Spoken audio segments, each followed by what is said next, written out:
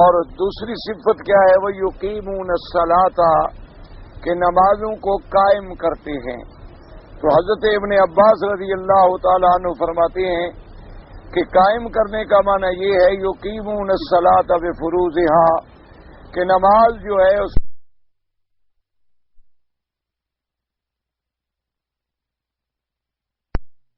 اس کے ارکان، اس کے شروط کے ساتھ صحیح معنوں میں ادا کرتے ہیں۔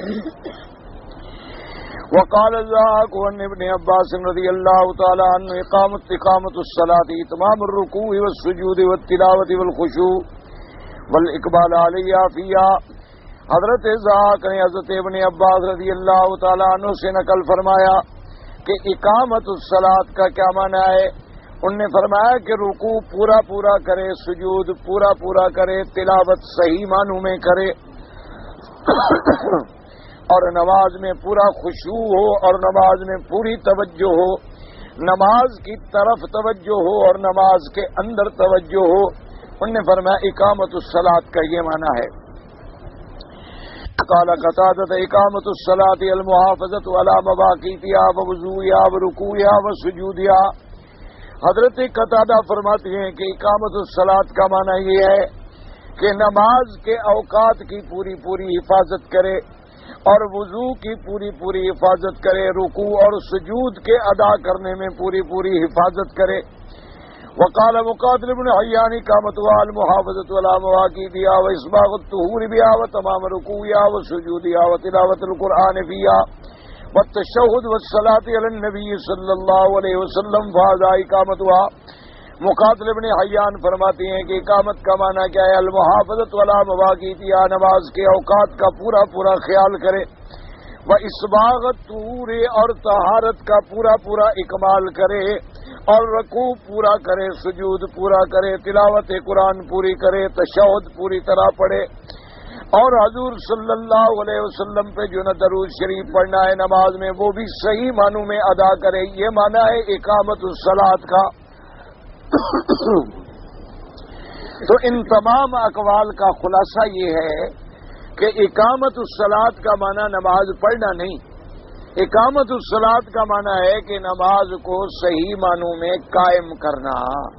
قائم کرنے کا کیا معنی؟ کہ اوقات کا خیال رکھے، طہارت کا خیال رکھے، اور رکوع اور سجود کا خیال رکھے، اور تلاوت قرآن جو کرے تو صحیح مخارج کے ساتھ کرے، اور نماز میں کامل مکمل توجہ ہو، گویا اپنے اللہ کو دیکھ رہا ہے۔ اور اگر یہ مرتبہ نہ ملے تو یہ یقین ہو کہ میرا اللہ میری حرکات کو دیکھ رہے ہیں، تو پھر جا کے اقامت الصلاۃ کا معنی ادا ہوگا۔ ورنہ یہ ہے کہ صرف اللہ اکبر کرتا رہے، نہ رکوع کا پتہ ہے نہ سجود کا پتہ ہے، اور قرآن پاک پڑھ رہا ہے تو وہ بھی غلط پڑھ رہا ہے، اور تشہد کا بھی کوئی پتہ نہیں، رکوع اور سجود میں اطمینان اور طمانینت بھی نہیں ہے، تو پھر گویا نماز ادا ہی نہیں ہوتی۔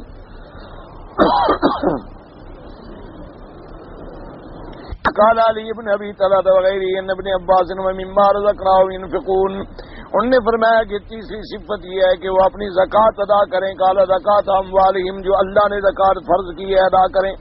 وقال الصبی عن نبی مالک وعن نبی صالح عن ابن عباس وعن مرۃ عن ابن مسعود رضی اللہ تعالی عنہ وعن اناس من اصحاب النبی صلی اللہ علیہ وسلم ومما رزقناهم ينفقون قال نفقۃ الرجل على آلہ وهذا قبل ان تنزل الزکوٰۃ۔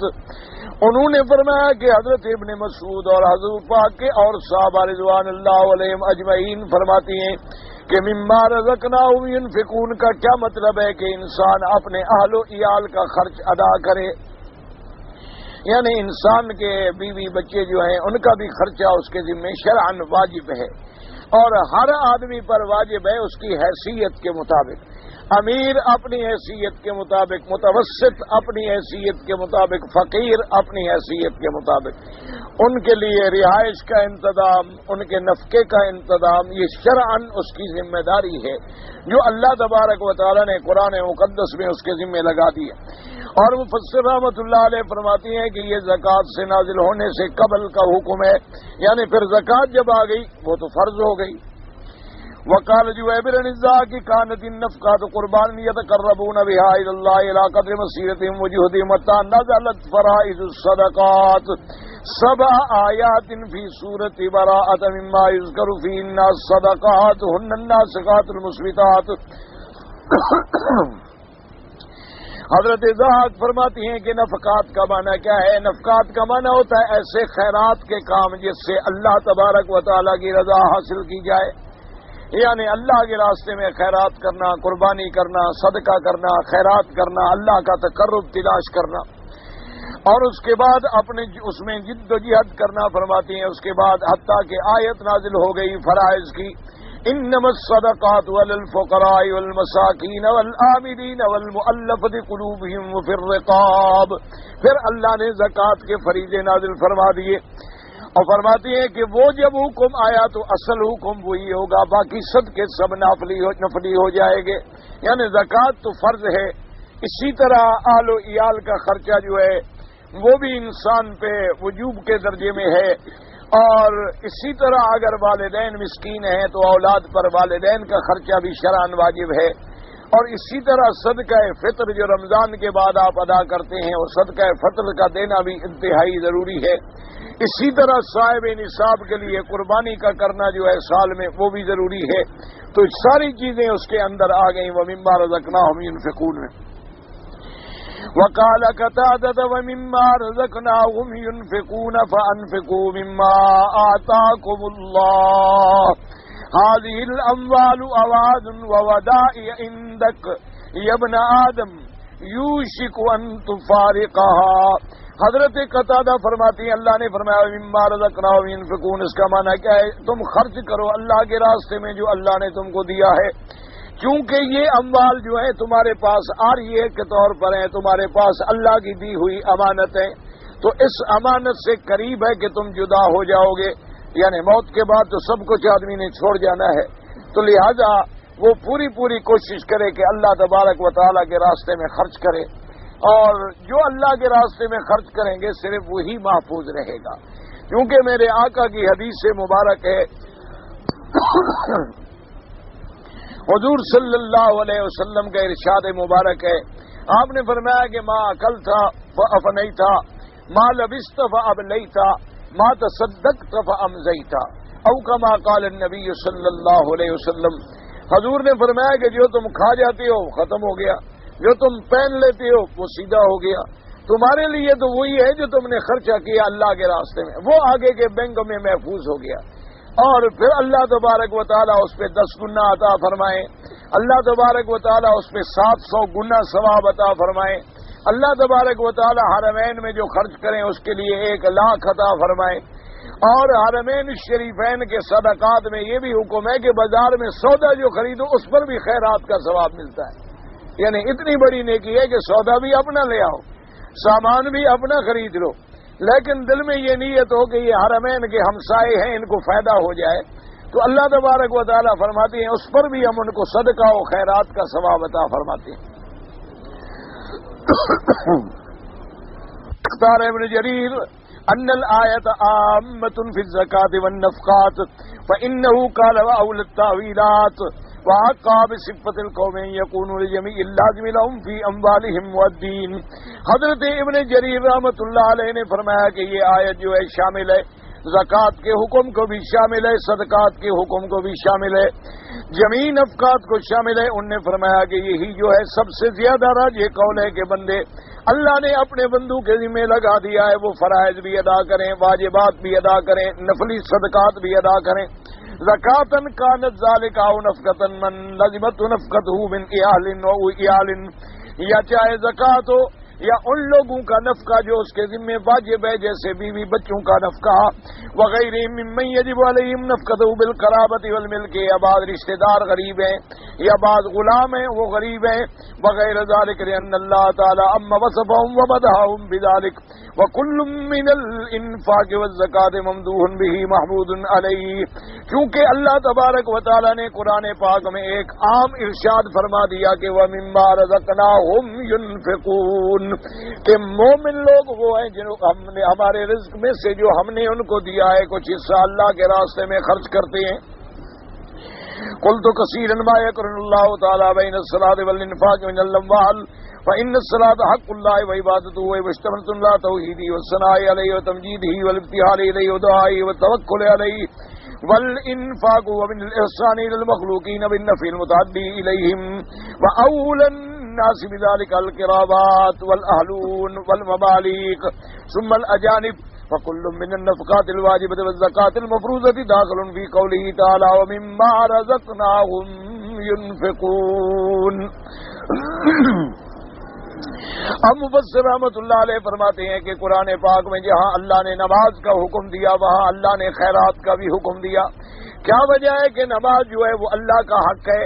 حقوق اللہ میں سب سے مقدم جو ہے نماز ہے, اور عبادت بدنیہ میں سب سے مقدم جو ہے وہ نماز ہے, اور بندوں کے حق میں سب سے مقدم جو ہے وہ زکوٰۃ ہے, اور عبادات مالیہ میں سب سے عام جو ہے وہ زکوٰۃ ہے. اس لیے اللہ نے قرآن میں ان کو ہمیشہ اکٹھے ذکر کیا.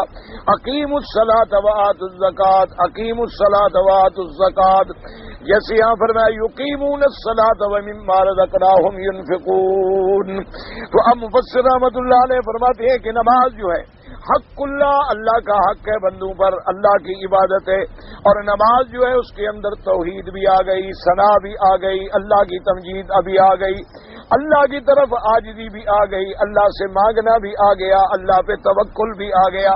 تو جس نے نماز ادا کی گویا اس نے اللہ کی توحید پر اقرار کیا, اور یہ بھی اقرار کیا کہ عبادت خالص اللہ کے لیے ہے اور کسی کے لیے نہیں ہے. اور نماز میں اس نے قرآن بھی پڑھا, دعا بھی مانگی, اللہ کا حمد و ثنا بھی بیان کیا, اور نماز کے اندر عاجزی کا اظہار بھی کیا.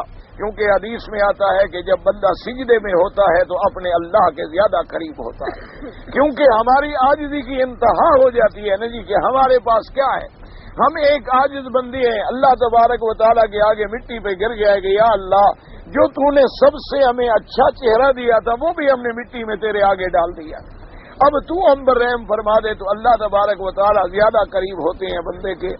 اسی لیے حکم ہے کہ سجدے میں جو دعائیں مانگی جائیں وہ زیادہ قبول ہوتی ہیں. تو اللہ تبارک و تعالیٰ نے قرآن میں جہاں بھی نماز کا ذکر کیا ہے اس کے بعد اموال کا ذکر کیا. اس میں کیا ہے کہ وہ اموال جو اللہ نے تمہارے ذمہ واجب کیے ہیں وہ یہ ہے کہ اللہ کے بندوں پہ احسان کرو, اللہ کے بندوں کو نفع پہنچاؤ. اللہ تبارک و تعالیٰ کے بندوں کو نفع پہنچانے میں سب سے زیادہ حق جو ہے وہ رشتہ داروں کا ہے کہ آت ذی القربى حقہ والمسکین. اگر خیرات بھی کرو, صدقات بھی کرو تو سب سے زیادہ مستحق جو ہیں تمہارے قریبی رشتہ دار ہیں. اچھا, قریبی رشتہ داروں میں جتنا رشتے میں قریب ہے اتنا خیرات میں زیادہ حقدار ہے. یعنی جیسے والدین ہیں, اولاد ہے, پھر بھائی ہیں, چچے ہیں, تو جتنا رشتہ قریبی ہے اگر وہ غریب ہے تو تیرے خیرات کا وہ زیادہ مستحق ہے. تو اس لیے حکم ہے کہ سب سے پہلے اپنے رشتہ داروں کو ادا کرو. اور اس کے بعد جو غلام ہے تمہارے ہاتھ میں وہ بیچارے کہیں نہیں جا سکتے, وہ بھی تمہارے محتاج ہیں.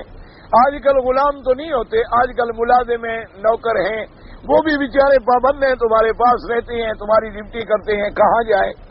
اور سب سے بہتر یہ بھی ہوتا ہے کہ آدمی اپنے ملازمین کے بارے میں باخبر بھی ہوتا ہے, اس کو پتہ ہوتا ہے کہ یہ غریب ہے یا امیر ہے. تو صحیح مصرف زکوٰۃ کا وہی لوگ ہوتے ہیں کہ آدمی تسلی کے ساتھ ان لوگوں پہ زکوٰۃ خرچ کرے جو صحیح معنوں میں حقدار ہیں. اور اسی طرح یا دین کے مدارس ہیں, چونکہ وہاں ہماری ذمہ داری ختم ہو جاتی ہے, پھر ان علماء کی ذمہ داری ہے کہ وہ زکوٰۃ کو صحیح مصرف کے اندر خرچ کریں تاکہ قیامت کے اندر ذمہ داری پھر ان پر آ جاتی ہے. اور ہم ان دینی اداروں کو چلانے کے جب باعث بنتے ہیں تو گویا دین کو پھیلانے کا باعث بنتے ہیں, دین میں نشر و اشاعت کا باعث بنتے ہیں. آج اللہ کی شان سفر بھی کرنا ہے اور ابھی سے طبیعت ٹھیک نہیں, آپ دعا کریں گے اللہ صحت دیں گے. بس میں نے آپ سے وعدہ کیا تھا کہ پڑھاؤں گا ورنہ پڑھانے کی حالت نہیں. بہرحال اللہ محروم نہ فرمائے. دعا یہ کریں کہ اللہ پاک ہمیں ہمیشہ حرب سے محروم نہ فرمائے اور اللہ تبارک و تعالی خدمت دین سے محروم نہ فرمائے. دنیا تو معمولی چیز ہے, جب دین مل جائے دنیا تو خود بخود آ جاتی, دنیا تو اس کے پیچھے تابع ہوتی ہے.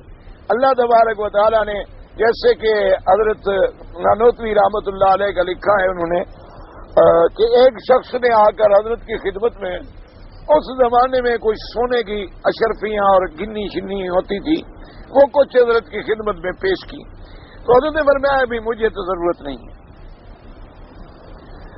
تو اس نے کہا حضرت آپ طلباء میں، مسکینوں میں، جو مدرسے میں غریب ہیں، ان میں خرچ کر دیں۔ انہوں نے فرمایا ابھی یہ سونا ہے، پھر میں بیچنے جاؤں، پھر اس کے پیسے لے آؤں، پھر طالبہ پہ خرچ کروں، تو اللہ نے تمہیں بھی عقل دیا ہے، دماغ دیا ہے، کوئی اندھے نہیں ہو، معذور نہیں ہو، تم خود خرچ کر دو طلبہ پر لا کر۔ اب وہ بیچارہ خیر چپ ہو گیا، وہ تھا وہ بھی کوئی پکا مرید، ضدی مرید تھا وہ۔ جب حضرت نماز پڑھنے کے لیے گئے تو اس نے حضرت کے جوتے کے اندر رکھ دی۔ حضرت نماز پڑھ کے جب واپس آئے تو شریعت کا حکم ہے کہ مسجد سے نکلو، اگر جوتا پہننا ہو تو پہلے جوتے کو ہلا لو تاکہ کوئی اس کے اندر کیڑا مکوڑا، کوئی ایذا دینے والی چیز نہ بیٹھی ہو۔ تو حضرت نے سنت کے مطابق جو ہلایا تو وہ جناب سونے کی گنیاں باہر آ گئی۔ تو حضرت مسکرائے، فرمایا جو لوگ ان کے پیچھے بھاگتے ہیں یہ ملتی نہیں، اور جو لوگ ان کو چھوڑ کے اللہ کے بن جاتے ہیں یہ جوتوں میں پڑتی ہیں۔ تو فرمایا کہ بھائی تم اٹھا لو، میں نے تو نہیں لینی۔ تو بہرحال اصل بات یہ ہے کہ دعا دین کی کیا کریں، دنیا تو دین کے تابع ہے، دنیا تو خود بخود اللہ تبارک و تعالیٰ پھر اچھی کر دیتے ہیں جب دین اچھا ہو جائے۔ اگر آدمی دین پہ آ جائے اور اللہ کا بن جائے، جب اللہ کا بن گیا اللہ تیرا بن گیا، جب اللہ تیرا بن گیا تو ساری چیزیں تیرے اپنی ہو گئی، پھر اس کے اندر مشکل کیا ہوتی ہے؟ اسی لیے حکم ہے کہ آدمی ہمیشہ اپنے دین کی صلاح مانگے اور دنیا کی بھی مانگے، جیسے ربنا آتنا فی الدنیا حسنۃ وفی الآخرۃ حسنۃ وقنا عذاب النار۔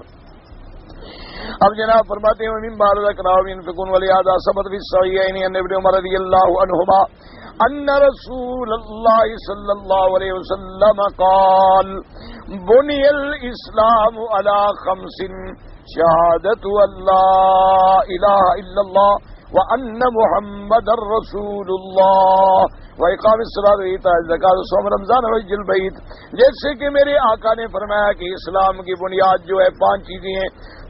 سب سے پہلے کیا ہے؟ شہادت اللہ الہ الا اللہ وان محمد رسول اللہ واقام الصلاۃ، نمازوں کا قائم کرنا، زکاتوں کا ادا کرنا، رمضان کا روزہ رکھنا، اللہ کے گھر کا حج ادا کرنا، والاحادیث فی ھذا کثیرۃ واسع الصلاۃ فی کلام عربی الدعاء۔ مفسر فرماتا ہے کہ اس کے بارے میں بہت ساری احادیث مبارکہ جو فضیلت نماز کے اندر آئی ہیں۔ کہتے ہیں صلاۃ کا معنی کیا ہے؟ لغت عرب کے اندر تو صلاۃ کا معنی ہے دعا مانگنا۔ قال حارث لا يبرح الدهر بيتا وانزبر صلى عليها وزمزما وقال ايضا وقابل الريح في دنيا وصلى على دنيا وارتسم انشد عمر بن جرير مستشهدا على ذلك وقال الاخر وهو الآشي ايضا تقول بنتي وقد قربت مرتحلا يا رب جنب ابد الاوصاب والوجاء عليك مثل الذي صليت فاقتمذي نوما فان لجنب المرء مستجاع۔ تو وہاں بھی انہوں نے لفظ جو ہے صلی علیہا یعنی دعا علیہا، وصلی علی دنیا دعا علیہا، علیک مثل الذی صلیت مانا ہے کہ دعوت۔ تو لغت عرب کے اندر جو دعا کا لفظ ہے، صلاۃ کا لفظ ہے، وہ بمانے دعا میں استعمال ہوتا ہے۔ یقول علیک من الدعاء مثل الذی دعیتہ لی، یعنی تیرے لیے میں دعا ہے جیسے کہ تو نے میرے لیے دعا کی ہے۔ تو نماز کا معنی دعا بھی آتا ہے، نماز کا معنی رحمت بھی آتا ہے، نماز کا معنی حرکت بھی آتا ہے، اور نماز کا معنی شرعاً جو ہم نماز ادا کرتے ہیں یہ بھی آتا ہے۔ وَهَذَا ظَاهِرٌ ثُمَّ اُسْتُعْمِلَتِ الصَّلَاةُ بِالشَّرْعِ فِي ذَاتِ الرُّكُوعِ وَالسُّجُودِ وَالْأَفْعَالِ الْمَخْصُوصَةِ بِالْأَوْقَاتِ الْمَخْصُوصَةِ بِشُرُوطِهَا الْمَعْرُوفَةِ وَصِفَاتِهَا وَأَنْوَاعِهَا الْمَشْهُورَةِ۔ اب مفسر رحمۃ اللہ علیہ فرماتے ہیں کہ اس کے بعد پھر یہ لفظ نماز جو ہے شریعت کے اعتبار میں استعمال ہوا، رکوع کے لیے، سجود کے لیے، افعال مخصوصہ کے لیے، جو اوقات مخصوصہ میں ہم ادا کرتے ہیں، جو ہمیں حضور پاک صلی اللہ علیہ وعلی آلہ وصحبہ وسلم تسلیما کثیرا کثیرا نے سمجھائے ہیں۔ اور اسی سے یہ مسئلہ بھی ہمیشہ یاد رکھیں کہ مومن کی صفت ہی یہ ہے کہ اللہ اور اللہ کے رسول کی اطاعت کرے۔ یہ بھی بہت بڑی لوگوں میں ایک جہالت ہے کہ جو بات قرآن میں ہے ہم مانتے ہیں، قرآن تو سمجھ ہی نہیں آ سکتا جب تک حضور پاک صلی اللہ علیہ وسلم ہمیں نہ سمجھائے۔ اب اسی طرح دیکھیں قرآن میں نماز کا حکم ہے اقیم الصلاۃ، لیکن نماز کیسے پڑھیں؟ حکم ہے کہ زکوٰۃ ادا کرو، کیسے زکوٰۃ دیں، کیا مقدار ہے، کیا نصاب ہے، کیا اس کی حد ہے، اگر جانور ہوں تو کیا حد ہے، سونا چاندی ہو تو کیا حد ہے، نوٹ ہوں تو کیا حد ہے، عشر ہے تو عشر کی کیا حد ہے، کون سی زمین میں عشر ہے، کون سی زمین میں 20واں حصہ ہے، کون سی زمین چیزوں میں خمس ہے، کون سی چیزوں کے اندر جو ہے آدھا ہے، تو یہ ساری چیزیں ہمیں کون سمجھائیں گے؟ حضرت محمد الرسول اللہ صلی اللہ علیہ وعلی آلہ واصحابہ وسلم تسلیما کثیرا کثیرا۔ تو اصل میں حضور پاک کا جو اطاعت ہے وہ بھی اللہ کی اطاعت ہے۔ لقد کان لکم فی رسول اللہ اسوۃ حسنہ، اللہ نے ارشاد فرما دیا کہ ہم نے اپنے پاک پیغمبر میں تمہارے لیے ایک بہتر نمونہ رکھا ہے۔ اللہ نے حکم فرما دیا من یطع الرسول فقد اطاع اللہ، جس نے میرے نبی کی اطاعت کی اس نے گویا میری اطاعت کی۔ اسی لیے اللہ نے حکم دیا اطیع اللہ واطیع الرسول، اللہ کی اطاعت کرو اور اللہ کے رسول کی اطاعت کرو۔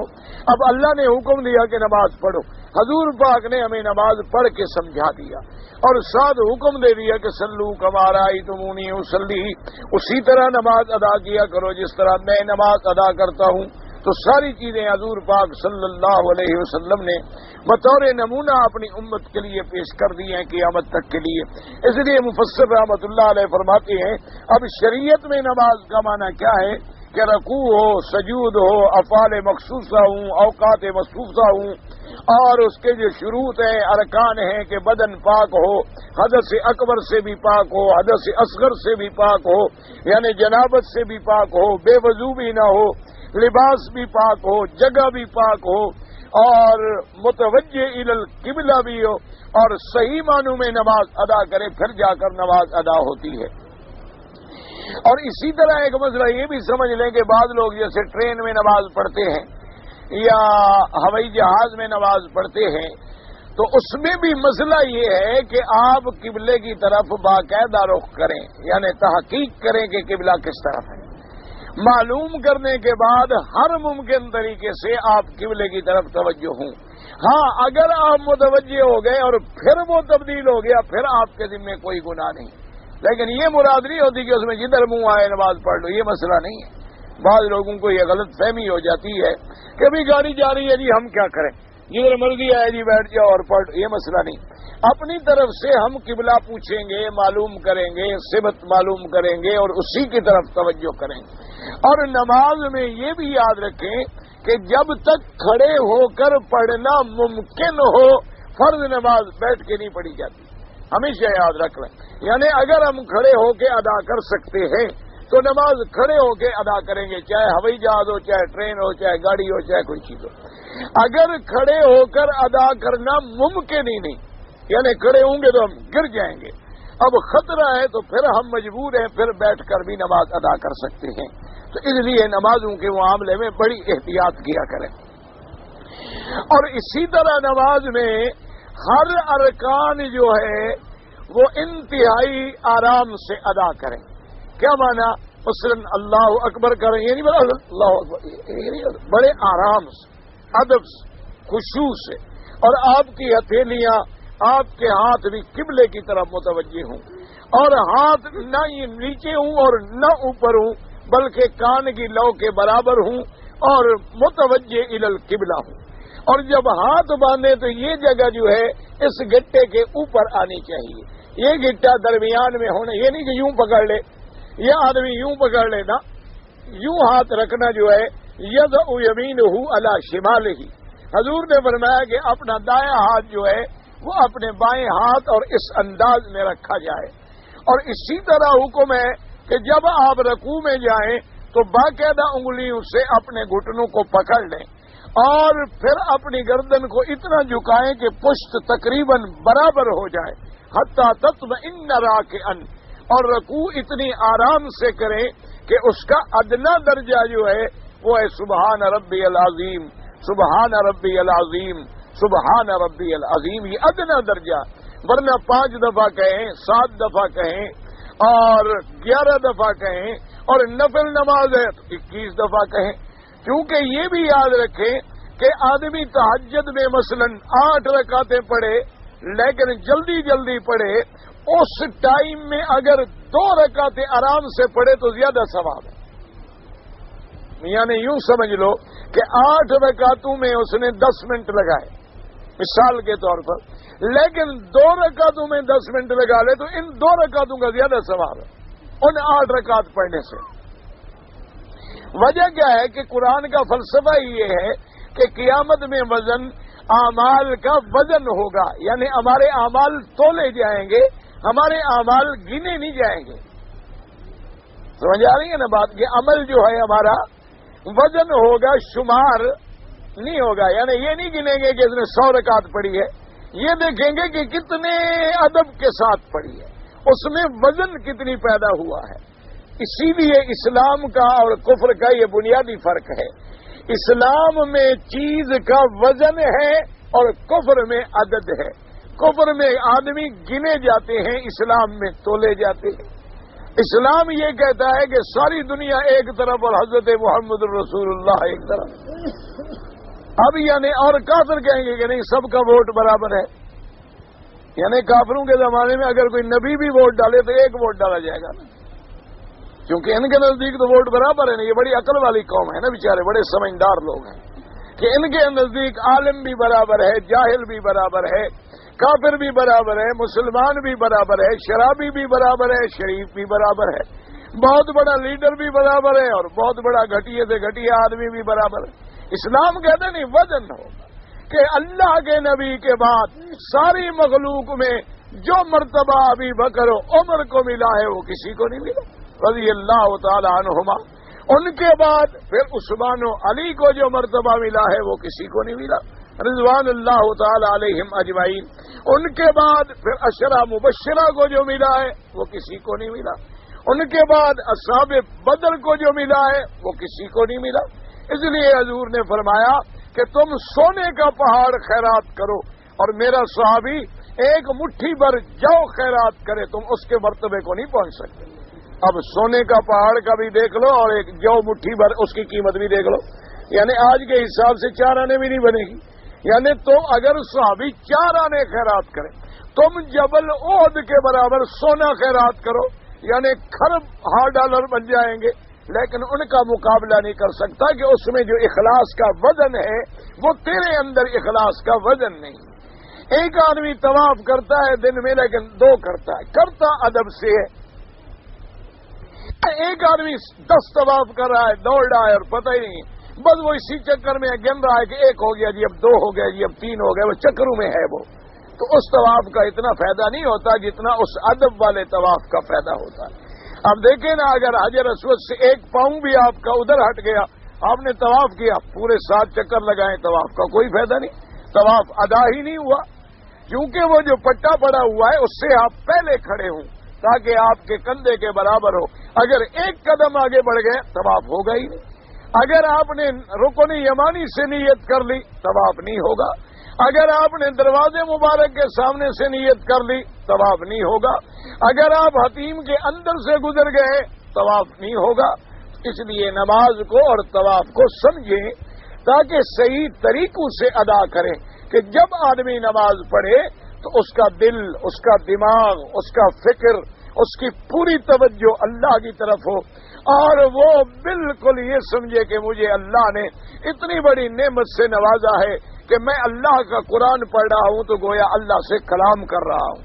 اور پھر جب رکوع کرے اطمینان سے، جب رکوع سے کھڑا ہو تو سمع اللہ لمن حمدہ ربنا لک الحمد حمدا کثیرا طیبا مبارکا کما یحب ربنا ویرضی.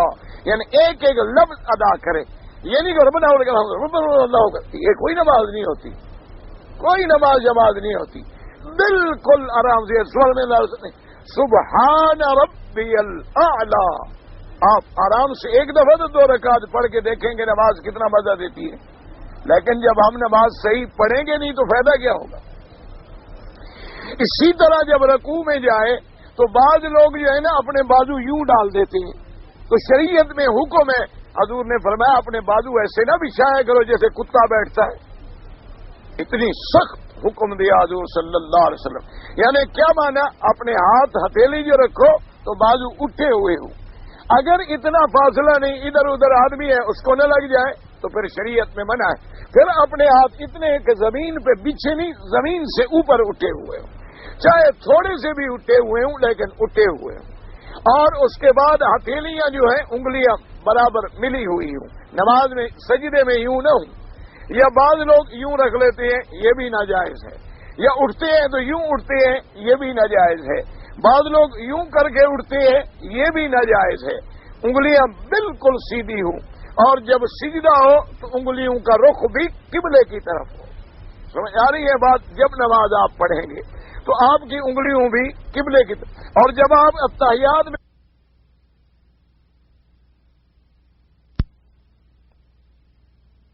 اور دو سجدوں کے درمیان جب آپ سجدے سے اٹھے تو ایسے بالکل آرام سے بیٹھے کہ ہر ہڈی اور عضو اپنی جگہ پہ آ جائے. اور اس کے بعد اگر دعائیں یاد ہوں، اللہم اغفر لی وارحمنی وارزقنی واہدنی واعف عنی، نہ یاد ہوں تو کوئی اللہم اغفر لی، جتنا یاد ہو اتنی کافی ہے. تو اس لیے نماز کو اس کے ارکان کے ساتھ، اس کے شروط کے ساتھ ادا کرنا جو ہے وہ بڑا ضروری ہے. اور قرآن مجید کی جتنی آیتیں پڑھو وہ صحیح پڑھو. بعض لوگ اللہ معاف کرے قرآن غلط پڑھتے ہیں، اور بعض اتنی فوش غلطی کرتے ہیں کہ قرآن پڑھنے سے الٹا کافر بن جاتا ہے آدمی. جیسے اہدنا الصراط المستقیم صراط الذین انعمت علیہم، یا اللہ ہمیں صراط مستقیم کی ہدایت فرما، راستہ ان لوگوں کا جن پہ تو نے انعام کیا ہے. صراط الذین انعمت، انعمت زبر، اگر نعوذ باللہ کوئی پڑھے انعمتو تو کافر ہو جاتا ہے، کیونکہ انعمتا کا معنی کیا ہے؟ جن پہ تو نے انعام کیا. اور اگر کہ انعمتو تو جن پہ میں نے انعام کیا، تو کتنا کفر کی جگہ ہوگی کہ اللہ کے بجائے آپ آ گیا. اس لیے آدمی کافر ہو جاتا ہے. تو اس لیے اپنا قرآن کسی قاری کے پاس بیٹھ کے صحیح کرا لیں. جی میں فاتحہ ٹھیک پڑھتا ہوں، میں جناب قل اللہ احد ٹھیک پڑھتا ہوں، میں قل اعوذ برب الفلق، جو بھی آپ کو اللہ نے توفیق دی ہے جتنی یاد ہے. کوئی ضروری نہیں کہ آپ سارا قرآن یاد کریں، آپ صرف ایک دو چھوٹی صورتیں یاد کر لیں، لیکن ان کو صحیح کروا لیں کہ آپ کی پڑھنے کی ادائیگی میں غلطی نہ آئے، مخارج کے اندر غلطی نہ آئے، کہ آپ فرق ہی نہ کر سکیں کہ سین کیا ہے اور شین کیا ہے، سین کیا ہے اور سواد کیا ہے، واد کیا ہے اور وے کیا ہے، طا کیا ہے اور تا کیا ہے. تو یہ اگر آپ فرق نہیں کر سکیں گے تو پھر بھی نماز میں وہ ثواب، وہ کمال نہیں حاصل ہوتا جو نماز کا صحیح حکم ہے. اور اسی طرح جب نماز میں ہوں تو یمین اور شمال ادھر ادھر دیکھنے سے باز رہیں، اور نظر اپنے سجدے والے مقام پہ. رکوع میں آئے تو نظر قدموں میں آ جائے، اتحیات میں بیٹھے تو نظر آپ کے گویا دامن میں آ جائے. اور جب سلام پھیریں تو پورے طریقے سے السلام علیکم ورحمۃ اللہ، تاکہ یہ آپ کا چہرہ جو ہے ادھر والوں کو نظر آئے. اور اسی طرح السلام علیکم ورحمۃ، یہ نہیں کہ یہ کوئی نہیں.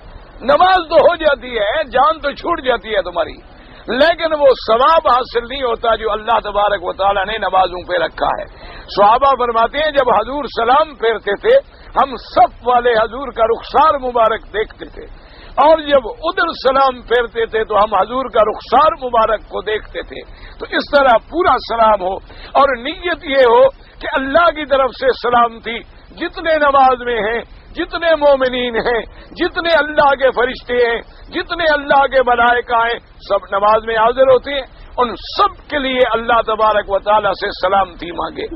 اور ہر نماز کے بعد جو سنت کے مطابق وظیفے ہیں وہ بھی ضروری ہے کہ سبحان اللہ 33 بار، الحمدللہ 33 بار، اللہ اکبر 34 بار، لا الہ الا اللہ وحدہ لا شریک لہ لہ الملک ولہ الحمد یحیی و یمیت وہو علی کل شیء قدیر.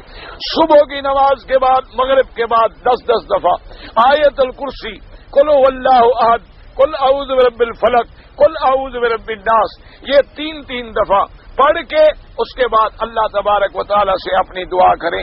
تو انشاءاللہ پھر دیکھیں کہ نماز کے اندر کتنے بڑے مراتب ملتے ہیں، اور نماز کے اندر کتنے بڑے ہمیں فوائد حاصل ہوتے ہیں. آپ 2 رکعت پڑھا کریں لیکن پڑھے خشوع کے ساتھ. آپ ایک طواف کریں لیکن ادب کے ساتھ، کہ نظر جھکی ہوئی ہے اور دل و دماغ میں فکر ہے کہ میرا مولا میں اتنا بڑا گندا گناہگار عاجز آدمی ہوں، اور آج تیرا گھر ہے، اور یہ وہ جگہ ہے جہاں 1,24,000 نبی گھوما تھا، اور آج میں ان کے قدموں پہ گھوم رہا ہوں۔ میری طاقت ہے؟ یہ تو تیرا کرم ہے کہ تو نے کہاں سے بلا کے ہمیں اندر کھڑا کر دیا۔ تو اب اگر آپ نے اندر بلا لیا ہے تو ہمیں دھکا دے کے خالی تو نہ لوٹا، ہمیں اگر بلا لیا ہے تو پھر اپنی رحمتیں بھی ہمیں عطا فرما، پھر اپنے گھر کے برکات و ثمرات بھی ہمیں نصیب فرما، اور پھر ہم تو عاجز ہیں، ہم تو بالکل گناہگار ہیں، سراپا خطا ہے اور مجسم گناہ ہے، لیکن اس کے بعد بھی تو راضی ہوا اور اندر آنے دیا۔ تو اب اندر بلا کے کوئی کریم کسی کو دھکا تو نہیں دیتا، کوئی سخی کسی کو پھر محروم تو نہیں لوٹاتا، پھر تو تیرے شان کرم کے خلاف ہے کہ ہم خالی چلے جائیں، ہم جیسے دامن لے کے آئیں اسی طرح خالی واپس ہو جائیں، تو ہمارا تو کچھ بھی نہیں ہوگا، تیرے شان کرم پہ گلہ آئے گا۔ تو جو اکرم الاکرمین ہے، تو جو ارحم الراحمین ہے، اور اکرم من سئل و اجود من یؤتی، سب سے بڑی ذات جو دینے والی ہے، اور میرا اللہ ہمیں گناہوں کی عادت ہے اور تجھے بخشنے کی عادت ہے، تو اپنی عادت پہ عمل فرما، ہمارے گناہوں پہ نظر تو نہ فرما، ورنہ اگر ہمارے گناہوں پہ نظر ہو گئی پھر ہم تو نہیں بچ سکتے، پھر تو ہمارے بچنے کا کوئی سوال ہی پیدا نہیں ہو سکتا، کیونکہ ہم تو انسان ہیں۔ تو اس طرح نمازیں ادا کریں اور اس طرح اپنے طواف ادا کریں، اور قرآن میں جب قرآن پڑھیں تو قرآن کا معنی یہ نہیں ہوتا کہ بس قرآن پڑھیں منتر پڑھیں، قرآن پڑھنے کا معنی یہ ہوتا ہے آپ گویا اللہ سے باتیں کر رہے ہیں، کیوں قرآن کس کا کلام ہے؟ تو جب اس کا کلام جو پڑھ رہے ہیں تو کس سے کلام کر رہے ہیں؟ اللہ سے کلام۔ اچھا، جب اللہ سے کلام کرے بندہ اور اس کے دل میں کوئی خوف بھی نہ ہو، دل میں کوئی ادب بھی نہ ہو، دل میں کوئی ڈر بھی نہ ہو، تو پھر یہ بندہ تو نہ ہوا، یہ تو کوئی اور چیز ہوا۔ اس لیے کہ اگر آپ کسی افسر سے بات کر رہے ہوں تو آپ کی نظر ادھر ادھر نہیں ہوتی، آپ کسی ہائی کورٹ کے جسٹس کے سامنے کھڑے ہوں تو مجال ہے کہ آپ جناب گردن ہلے، اور اگر آپ کوئی سوال بھی کرنا چاہیں گے تو 20 دفعہ گردن جھکائیں گے اور میراٹ کہیں گے اور پتہ نہیں کیا کیا کہیں گے۔ اور جب آپ اپنے اللہ سے ہم کلام ہیں، اللہ کی ذات سے ہم کلام ہیں، تو یہاں بھی ایسا ادب ہو، ایسا خشوع ہو، ایسا خضوع ہو، اور پھر دل میں شکر ہو کہ میرا مولا۔ دیکھو نا جی، آپ اگر مجھ سے ناراض ہوں تو بات کریں گے، اگر آپ مجھ سے ناراض ہوں یا میں ناراض ہوں کسی شاگرد سے تو آئے گا ملے گا بھی، ان کو جاؤ جاؤ یار بس میرا وقت ضائع مت کرو، حضرت میں نے آپ سے کوئی بات کروں، چھوڑو یار کیا بات کرنی ہے آپ سے۔ تو اگر اللہ ناراض ہو تو اللہ ہمیں قرآن پڑھنے کیوں دے؟ تو جب اللہ کلام کرنے دے رہے ہیں تو معلوم ہوا کہ اللہ راضی ہے، تو جب راضی ہے تو پھر ہم وہی عمل کریں جو اس کی رضا کا ذریعہ بنے، ہمارے اوپر اس قرآن کی تلاوت کا اثر آ جائے۔ اس لیے مفسر رحمۃ اللہ علیہ فرماتی ہیں کہ نماز کا معنی یہ ہے، اور اس کے بعد فرماتے ہیں قال ابن جری ورا ان الصلاۃ سمیت الصلاۃ لان المصلی يتعرض الاستنجاء طلبت من ثواب الله بعمله ما يسأل ربه من حاجاته وقيل مشتقۃ من الصلوین اذا تحرکا۔ ابن جری فرماتے ہیں کہ نماز کو نماز اسی لیے کہا گیا ہے لان المصلی يتعرض، چونکہ نماز پڑھنے والا اپنے اللہ کے آگے اپنی حاجات رکھتا ہے، اپنے سوال رکھتا ہے، اپنی آرزویں رکھتا ہے، اور اللہ تبارک و تعالی سے ثواب طلب کرتا ہے۔ وقیل مشتقۃ من الصلوین اذا تحرکا فی الصلاۃ عند الرکوع، اور بعض علماء نے فرمایا کہ صلاۃ جو ہے تاریخ صلوین، صلوین کہتے ہیں اس جگہ کو، یہ جو جگہ ہے نا جی ہماری پشت، تو رکوع میں ہم جاتے ہیں تو یہ حرکت کرتی ہلتے ہیں، تو اس کا معنی بھی حرکت صلوین ہے۔ وما ارکان یمتدان من الظہر یتنفان یجب الضم، یعنی اوپر سے یہ ہڈی آ رہی ہے اور یہاں آ کے ختم، تو اس کو حرکت مل رہی ہے، اس کا نام بھی صلاۃ حرکت الصلوین کے نام سے۔ ومن ثم المصلی والتالی للسابق فی حلبۃ الخیل، اور گویا کہ وہ بھی ایسے ہے کہ جیسے نمازی جو ہے جو آگے جیسے گھوڑے دوڑتے ہیں اور پھر ان کے پیچھے آنے والے ہوتے ہیں، تو گویا جو ہم سے سبقت کر گئے، ہم نماز پڑھ کے ان کے پیچھے پیچھے چل کے ان تک پہنچنے کی ہم بھی کوشش کر رہے ہیں۔ وفیہ نظر، مفسر کہتے ہیں اس ترجمے پہ مجھے اعتراض ہے. وکیل ہے مشتقۃ من الصلاح والملازمۃ للشیء من قوله تعالی لا یصلاها الا الاشقى ای لا یلزمها ويدوم فيها. اور بعد نے فرمایا کہ صلاۃ جو ہے یہ صلی سے ہے. کیا معنی؟ کسی شے پہ ملازمت رہنا، دائم رہنا، قائم رہنا، اس پہ جمع رہنا. جیسے فرمایا لا یصلاها یعنی لا یدوم علیہا، لا یلزمها اس پہ نہیں دائم رہتا مگر وہ جو بدبخت ہے. وقیل مشتقۃ من تسلیۃ الخشمۃ بالنار. بعد نے کہا کہ نماز کا معنی یہ ہے صلا یصلی. کیا معنی؟ جیسے لکڑیوں پہ آگ جلا کے جلنا. تو جب مومن نماز پڑھتا ہے گویا وہ اللہ کی خشیت میں اپنے قلب و فکر کو جلا رہا ہوتا ہے. بعض علماء نے یہ فرمایا کہ یہ معنی ہے نماز کا. اور فرماتے ہیں ان المصلی یقوم وجه الصلاۃ ان الصلاۃ تنہی عن الفحشاء والمنکر وذکر اللہ اکبر واستقاقها من الدعاء سهو شر واللہ تبارک و تعالی عالم. کیونکہ مصلی جو ہے نماز پڑھنے والا وہ بھی اپنے ٹیڑھے پن کو اپنے اللہ کے آگے رکھتا ہے اور نماز پڑھنے کی برکت سے اللہ اس کو برائیوں سے، اللہ اس کو گناہوں سے، فحشاء سے اور منکر سے روک دیتی ہے. اور اللہ تبارک و تعالی کا ذکر جو ہے وہ سب سے بہت بڑی چیز اور بڑی نعمت ہے. لیکن مفسر فرماتے ہیں وَإِشْتِقَاقُهَا مِنَ الدُّعَاءِ هُوَ الْأَشْهَرُ وَالْأَصَحُّ کہ سب سے مشہور قول یہ ہے کہ صلاۃ کا معنی دعا ہے. یہی قول زیادہ راجح اور مشہور ہے. وَأَمَّا الزَّكَاةُ فَزِيَادَةُ الْكَلَامِ عَلَيْهَا فِي مَوْضِعٍ إِن شَاءَ اللَّهُ تَعَالَى. اب مفسر فرماتے ہیں کہ باقی رہا زکوٰۃ کا مسئلہ، انشاءاللہ جہاں زکوٰۃ کی آیت آئے گی وہاں پھر اس کا مفصل ذکر ہوگا. الحمدللہ ثم الحمدللہ. کچھ نہ کچھ آپ کا سبق ادا ہو گیا، اللہ قبول کر لے. یہ تو بہرحال کسی دوست نے لکھا ہے کہ اللہ نے اس کو ایک لڑکا دیا ہے، دعا کریں کہ اللہ اس کو صالح بنائے. اللہ تمام مسلمانوں کے بچوں کو بھی صالح بنائے، اس کو بھی صالح بنائے. اور جو لاولد ہیں دعا کریں اللہ ان کو بھی اولاد عطا فرمائے، اور جن کی اولاد ہے اللہ ان کو قرۃ عین بنائے. اب دیکھیں نا جی، اللہ نے قرآن میں ہمیں کیسے دعا سکھائی کہ ربنا هب لنا من ازواجنا وذریاتنا قرۃ اعین، کہ یا اللہ ہمیں بیویاں اور بچے ایسے دے جو ہماری آنکھوں کی ٹھنڈک ہوں. ایک ہی جملہ ہے آنکھوں کی ٹھنڈک.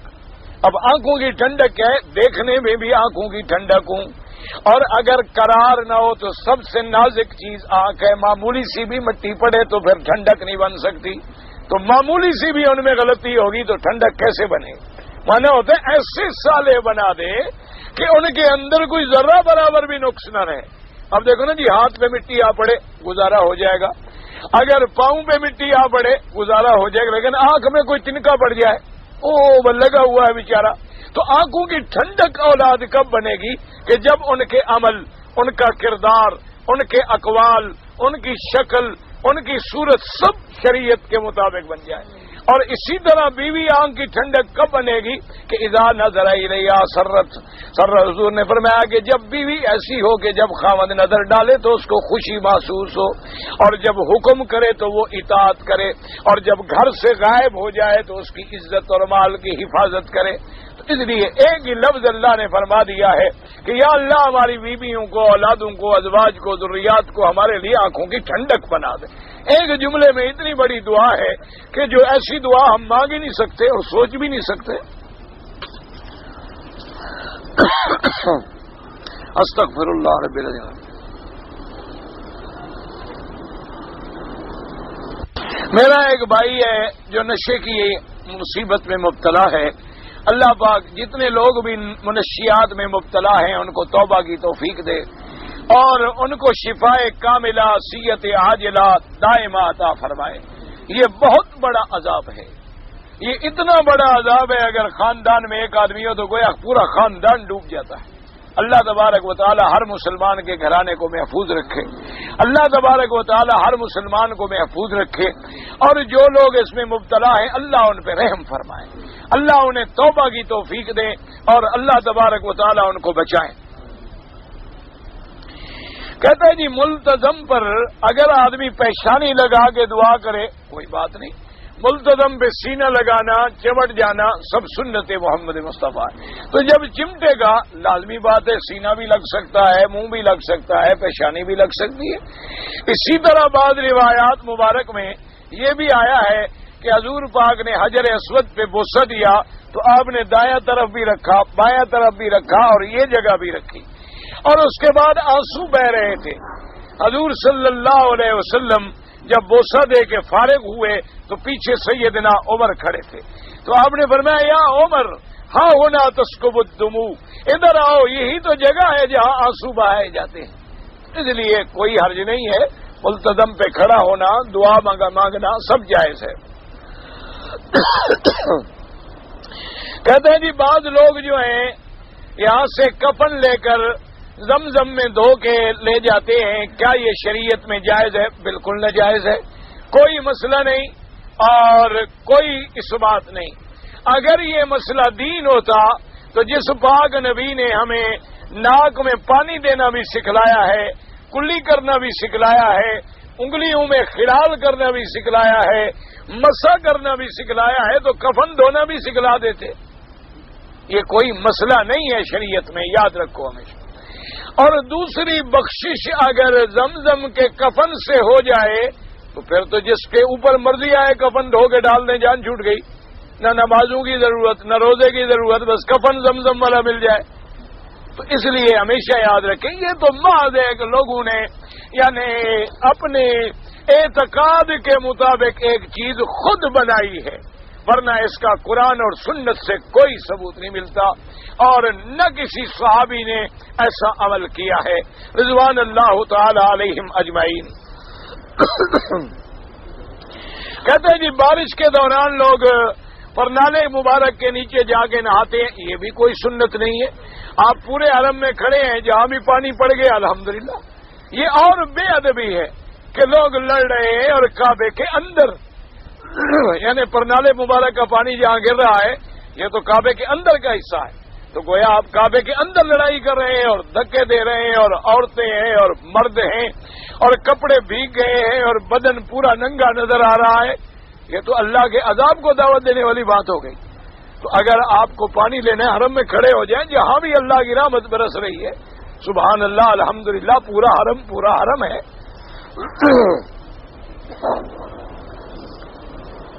کہتے ہیں جی کہ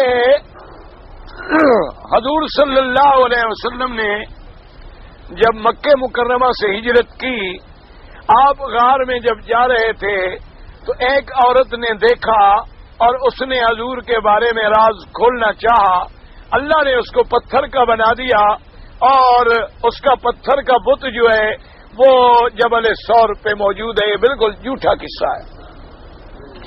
دیکھیں جی غار ثور میں حضور داخل ہوئے، سیدنا ابی بکر ساتھ ہیں۔ اچھا حضور صلی اللہ علیہ وسلم سیدنا ابی بکر کی گود میں سر رکھ کے سوئے، واقعہ موجود ہے۔ کفار مکہ اوپر پہنچ گئے، انہوں نے نیچے دیکھنے کی کوشش کی ہوتی تو آپ کو دیکھ لیتے، اللہ نے قرآن نازل کیا، ان کو اندھا کر دیا، اور عنکبوت نے جالا تنا، کبوتر پہنچے، حضرت صدیق کا خادم روزانہ کھانا پہنچاتا رہا، خبریں پہنچاتا رہا، یہ سارا واقعہ موجود ہے۔ اگر عورت کا کوئی بات ہوتی تو وہ بھی ذکر ہو جاتا، لیکن مصیبت یہ ہمارے ملک والوں کو، جو دین ہے اس کو تو تلاش کرتے نہیں، اور جو دین نہیں ہے اس کو ڈھونڈ کے لا رہے ہیں کہیں سے۔ اللہ تبارک و تعالی رحمت فرمائے۔ اللہ کے بندے جب پورا قصہ ہجرت کا موجود ہے، حضور پاک کا جانا موجود ہے، کافروں کا پہرا لگانا موجود ہے، کافروں کا قدم بقدم پہنچنا موجود ہے، پھر کافروں کا پہاڑ کے اوپر چڑھنا موجود ہے، اللہ کا قرآن اتارنا موجود ہے، اپنے نبی کی حفاظت فرمانا موجود ہے، آپ کا 3 دن غار میں رہنا موجود ہے، اور اس کے بعد حضور کا وہاں سے نکلنا، آپ کا سفر فرمانا، حضرت سیدنا صدیق کے غلام کا کھانا پہنچانا، اور روزانہ رات کو آ کے خبر دینا، اور پھر جس راستے سے جانا اسی پہ بکریاں لے جانا تاکہ پاؤں کے نشان مٹ جائیں۔ جب یہ ساری تفصیلات موجود ہیں تو یہ ایک بڑھیا کا قصہ رہ گیا، پتہ نہیں لوگ کہاں سے بنا۔ یہ اصل میں ہمارے ملک میں ہے، وہ ایک بڑھیا نکلی ہو 11ویں کا عذاب ڈال گئی، ایک کو یہاں انہوں نے پتھر بنا کے کھڑا کر دیا۔ خدا کے بندے کوئی بڑھیا چھڑیا نہیں ہے۔ انگوٹھی پہننا جائز ہے، بالکل جائز ہے، چاندی کی انگوٹھی ہو اور 3.5 ماشے سے وزن اس کا زیادہ نہ ہو۔ تو اس انگوٹھی کا پہننا جو ہے وہ بالکل جائز ہے. اس میں اگر آپ کوئی نگ پہنے تب بھی جائز ہے, آپ اپنا نام لکھوا لیں تب بھی جائز ہے, اور مہر کے طور پہ استعمال کریں تب بھی جائز ہے, دانے ہاتھ میں پہنے تب بھی جائز ہے, بائیں ہاتھ میں پہنے تب بھی جائز ہے, کوئی منع نہیں ہے, صرف سونا حرام ہے. درخواستی مدد العلی الحمدللہ اللہ کی رحمت سے بخیریت ہیں, اللہ کی رحمت ہے. آج ہی میری صبح ٹیلی فون پہ بات ہوئی ہے ان کے بیٹے سے, تو اللہ کی مہربانی سے وہ اس وقت تک الحمدللہ آپ لوگوں کی دعاؤں سے صحت مند ہیں اور لاہور میں ہیں, لیکن اسپتال سے باہر تشریف لائے ہیں. ان کے دوست ہیں ڈاکٹر دستگیر, ان کے مکان پہ ہیں. تو بہرحال اب بھی آپ دعائیں جاری رکھیں, ان کے لیے بھی, ہمارے لیے بھی, اور سب علماء کے لیے بھی. اخباروں میں آپ کی تصویریں جب آپ باہر جاتے ہیں بڑی آتی ہیں اور پھر لوگ ہمیں تانا دیتے ہیں, تو میں تو نہیں خود کھینچتا, نہ مجھے شوق ہے, اور اخباروں والے کرتے ہیں تو اللہ ان کو ہدایت دے, اس کے علاوہ تو ہم کچھ کر نہیں سکتے. اب یہ ہے نا جی کہ آدمی اپنی طرف سے تو صرف احتیاط ہوتی ہے کہ ہم نہ کریں, لیکن وہ اپنا سب کچھ کر لیتے ہیں. ان کے ذرائع اتنے بڑے ہوتے ہیں کہ ہم جتنی بھی کوشش کریں, اور آج کل ذرائع اتنے ہو گئے, چھوٹے چھوٹے تو کیمرے ہوتے ہیں, جیب میں ہوتے ہیں, باتیں کرتے ہوئے بھی وہ لے لیتے ہیں, پتہ ہی نہیں لگتا ہے.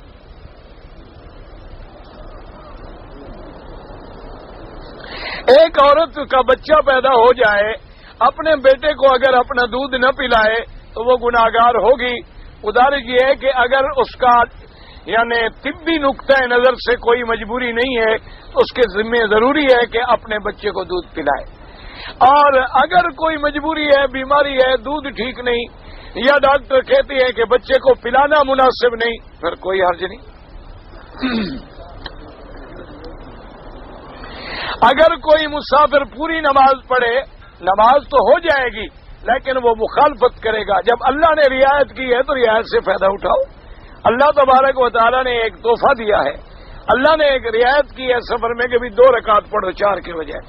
تو جب اللہ ہمیں رعایت دے تو اس کا فائدہ اٹھانا بھی ضروری ہے. حضور نے فرمایا جیسے عزیمت پہ عمل ضروری ہے اسی طرح رخصت پہ بھی عمل ضروری ہے.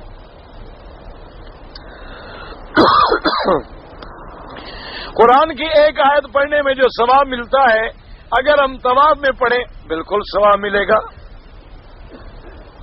حناف کے نزدیک فرائض کے آخری 2 رکعات میں سورت فاتحہ پڑھنے کا کیا دلیل ہے, تو آپ کوئی کتاب کھول لیں, مثلا ترمذی شریف ہے, نسائی شریف ہے, ابی داؤد ہے, اس کا کتاب الصلاۃ لے لیں, اس کے اندر ساری حدیثیں آپ کو مل جائیں گی. الحمدللہ ثم الحمدللہ.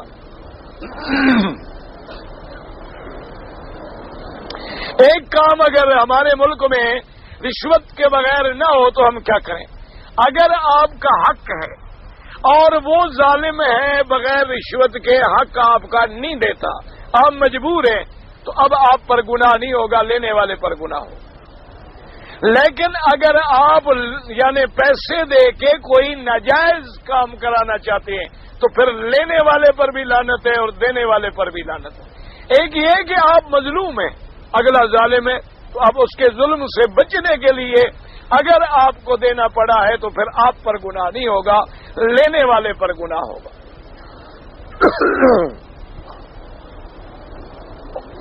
سجدے میں دعائیں جو حدیث میں ہیں وہی کریں, لیکن امام ابو حنیفہ رحمۃ اللہ علیہ فرماتے ہیں فرض نماز میں تسبیح زیادہ پڑھے اور نفل نماز میں دعائیں کریں. گھوڑے کا گوشت جو ہے ہاں بالکل ثابت ہے, اور احادیث مبارک میں بھی اس کا ذکر موجود ہے. آج مولوی صاحبان کہتے ہیں کہ اگر حضور کو اللہ تبارک و تعالیٰ پیدا نہ فرماتے تو آسمان و زمین بھی پیدا نہ فرماتے. ایک روایت ہے لیکن وہ ضعیف ہے, قابل حجت نہیں ہے. بہرحال حضور کی شان ہی اتنی بڑی ہے کہ ساری مخلوق سے افضل ہے, سارے انبیاء سے افضل ہے, سارے رسولوں سے افضل ہے. آپ امام الانبیاء والاولین ہیں. اگر کسی نے محبت میں کہہ دیا تو حرج نہیں, لیکن حدیث کا حوالہ دے تو حدیث صحیح نہیں ہے.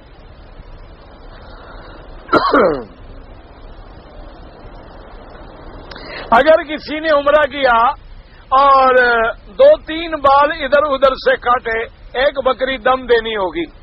آپ سر پہ اس طرح پھروائیں، اگر بال بڑے ہیں تو چوتھا حصہ بالوں کا سارے سر سے کٹ جائے، پھر جا کے آپ کا عمرہ ادا ہوگا.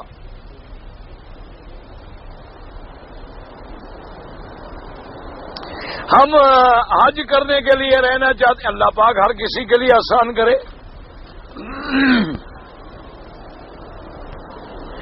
میں پہلی دفعہ آیا ہوں عرب میں، بغیر احرام کے میں داخل ہو گیا عرب میں.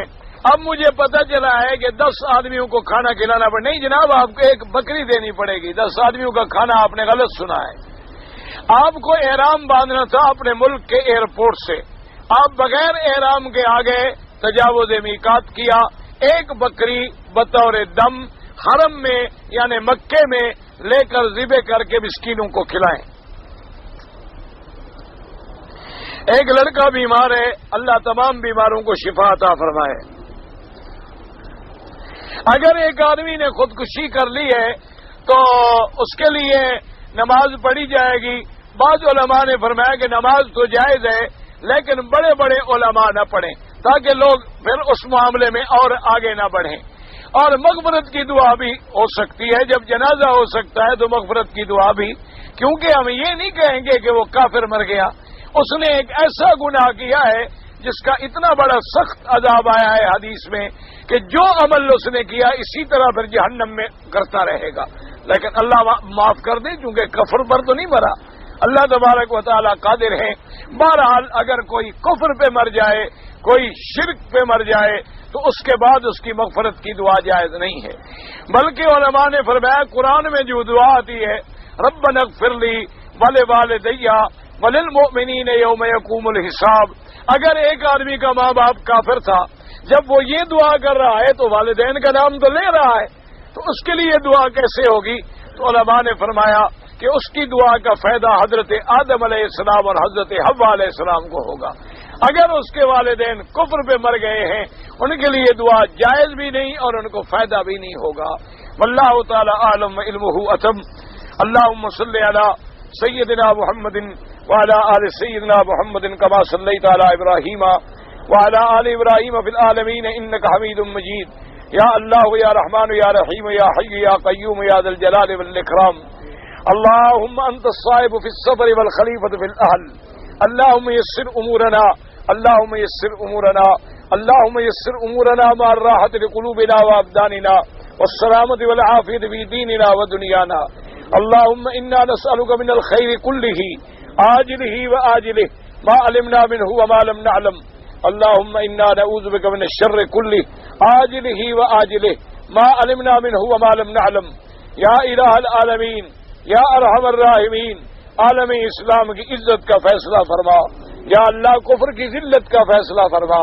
یا اللہ جتنے اسلامی ملک ہیں ان میں قرآن و سنت کا قانون نافذ فرما. یا اللہ مسلمان کشمیر میں ہیں، افغانستان میں ہیں، بورسنا اور ہرسک میں ہیں، فلسطین ایریٹریا میں ہیں، اراکان میں ہیں، برما میں ہیں، بہار میں ہیں، بنگلہ دیش میں ہیں، ہندوستان میں ہیں، پاکستان میں ہیں، جس ملک میں ہیں ان کی جان مال آبرو عزت کی حفاظت فرما.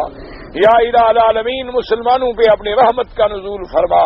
یا اللہ ہماری خطائیں معاف فرما. یا اللہ ہمارا سفر اپنی رضا کے لیے بنا. یا اللہ تمام وسائل سفر سے اور پریشانیوں سے نجات عطا فرما. یا اللہ ہماری ظاہری اور باطنی بیماریاں دور فرما. یا اللہ ہمیں اپنے دین کے کلمے کو بلند کرنے والا بنا.